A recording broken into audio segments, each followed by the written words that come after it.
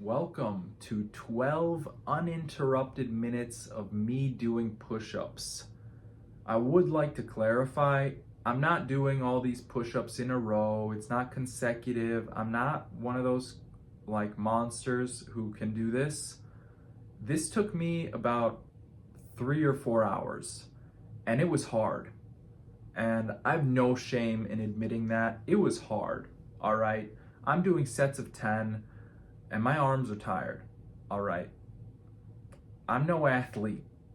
I'm no freaking athlete, guys. I love to play the role, but I'm not that guy. All right. I'm just not that guy. So don't try to prop me up on some pedestal. Don't you dare say I'm freaking lying, because this was hard. This was hard work. And the hardest part of it is the first 20 minutes. It's the mental battle. It's actually saying to myself, like, okay, I got up early, check that off the box. I made some breakfast, check that off the box. Time to get a workout in. And so I set 20 minutes of my time. I did 100 push-ups, and then I went grocery shopping. And once I got that ball rolling with the push-ups, I know, like, okay, the rest of the day is going to be easier. Like, I got it started. Once I get it started, that's really the hard part. You could keep that momentum going because, you already have something under your feet. But if you just, you eat the breakfast, you keep going along with your day, you start checking your phone, no, it's not going to work out. So first things first, get a little bit of work done. And I went grocery shopping after those first 100 or so push-ups. I got some groceries, I came back right away. Get my jacket off, get down, do another set of push-ups.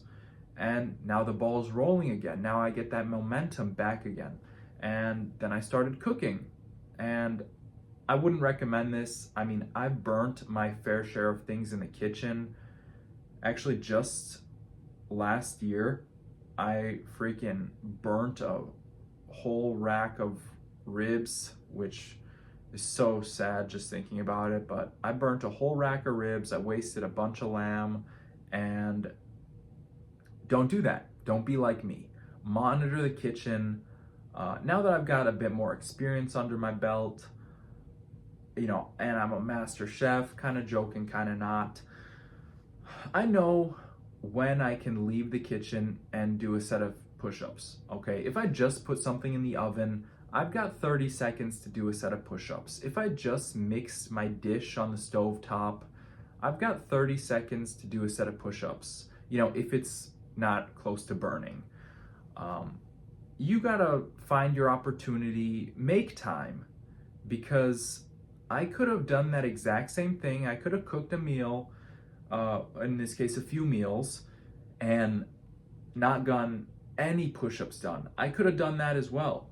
But because I saw the opportunity, I stepped away for a little bit. I got some push-ups done. And for the most part, I was focusing on that cooking.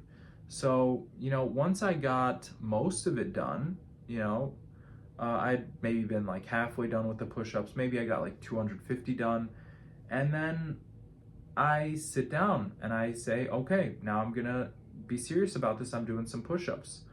And I'm doing like a set of 10 every 2 or 3 minutes, okay? I'm not really pacing myself with this. I'll be honest, I sat down, I started scrolling Instagram reels. I'll look at 2 or 3 reels. I'll go do another set of push-ups. I go back, I check my phone, do some more push-ups. I go back, check my phone, do some push-ups. And then I thought, like, hey, I'm kind of really not communing with God lately. So I got my Bible, put the phone away, put the phone to charge, get the Bible out, read a little bit of scripture, go do a set of push-ups. I'm reading like half a page, go do a set of push-ups. Read the other half of the page, go do a set of push-ups. Finish up the chapter, go do a set of push-ups. And it's good. It works. Like, when you're being productive, you could get a whole lot done. So I got some reading done. I got like 5 or 10 pages of the Bible read. I'm reading Jeremiah right now, which is really nice. I really like the prophet Jeremiah. He's got some really insightful things. Specifically, Jeremiah 31:31 is a prophecy about Jesus, but I won't get into that. Great scripture, though. Amazing scripture. And guess what? I got a whole bunch of push-ups done doing that. And looking back on this, like, I could always say, wow, how amazing is it that I was able to do 2,000 push-ups in one day? How amazing is it that I was doing, 300 push-ups a day for a month? How crazy is that? I did like 12,000 push-ups one month this year. That's awesome. But I'm not there right now. And I've kind of been slacking, especially with my martial arts training. I haven't been in my gym in months. I canceled my membership. I have not trained Muay Thai, boxing, wrestling, jiu-jitsu. I haven't done any of this stuff in months. And physically, I'm a little bit behind. Like, my cardio's gotten worse. Strength-wise, I've definitely declined as well. But in the long run, I can still look at this workout and say, that was good work done. Like, it wasn't wasted. That was an investment into my future. And yeah, if I'm gonna compare, like, it kind of sucks because comparison's the thief of joy. I could look and say, wow, this guy did 1,765 push-ups today, and he did them in a row. And I'm talking about the YouTube channel Do Hard Things 365, which he's amazing. But he's doing thousands of push-ups in a row. He's doing them every single day. Every day of the year, he's adding 5 more push-ups. And I'm not that guy, all right? Maybe someday I'll be able to do that. But right now, like, I want to do 100 push-ups in a row. What are you talking about, 1,000? Like, that's almost unimaginable.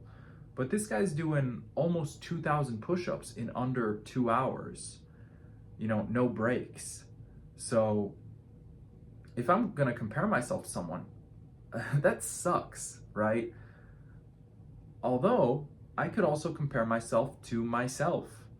And having been an addict for the majority of my life, I'll start with the soft stuff. I was addicted to video games for 15 years.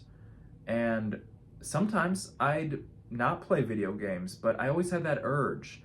If I wasn't at home, I wouldn't have too much trouble. But as soon as I got home, I'm back on the game. I'm playing 1 hour, 2 hour, 3 hours a day. I would play up to 16 hours of video games a day, when I had the time. If it was summer break and my parents were at work, I could play all day long. And, no regrets, no one stopping me. I was a good student in school, so I had a lot of freedom. My parents saw that I was getting good grades and they gave me that freedom. And I took advantage of it. I didn't utilize it how I should have. I didn't invest in my future. And when I look back at all the times I played video games, yeah, I had some fun. Yeah, I had some fun with my friends. There was pleasure involved. There was instant gratification. But when I look at my future, I could say that stuff really didn't benefit me. And the person who I was mean, I was grumpy. If I didn't get my video game fix, I was kind of a jerk. And so I could say video games did not help me. Worse off than video games was pornography and masturbation, which I was also addicted to for 15 years.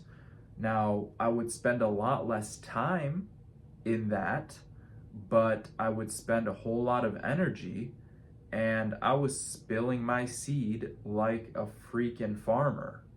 So, that's a physical resource that my body's expending for the sake of this addiction.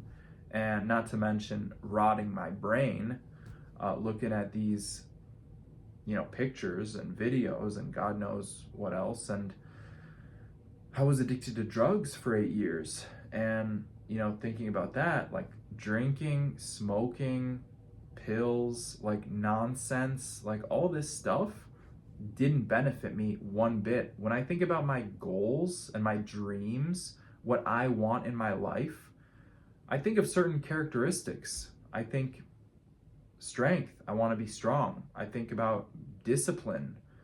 I think about having financial independence, right? I don't want to rely on other people for my outcomes, whether it be emotional, financial, physical. I don't want to rely on other people. I want to rely on God and Jesus Christ. I guess he's a person, but he's God, right? I don't want to rely on other people for my well-being or how I feel. That sucks. I want to be a man who can support my family. I want to be like that rock that Jesus describes in the parable, where the wise man, he built his house on the rock, and when the storm beat on it, and then it subsided, the house was still there because it was on a stable foundation. That's what I want in my life. I don't want these flimsy foundations of, I want to feel good, so I'm going to play video games. I want to feel good, so I'm going to go watch a dirty website. I want to feel good, so I'm going to go smoke something or drink something. I don't want this stuff anymore. And thank God it's not a part of my life anymore. But it was a part of my life for a real long time. And when I think about push-ups and fitness, there's never been any point in my life where I've regretted it, where I've said, wow, I wish I didn't, really try as hard as I did. I wish, there's times I say, I wish I tried a little harder, but there's never been a time where I said, wow, I wish I didn't go work out. Wow, I feel worse after working out. No, it's never been like that. This is an investment into my future, into my strength, into my willpower, into my mind. And so if I could get any message across, it's that exactly. Invest in yourself, not in temporary ways that satisfy you in the moment, but in ways which will satisfy you in the long run, which will benefit your goals. So that's it for me, guys. I added 625 push-ups to the tally here. Adding that to my 81,619 brings me up to 82,244.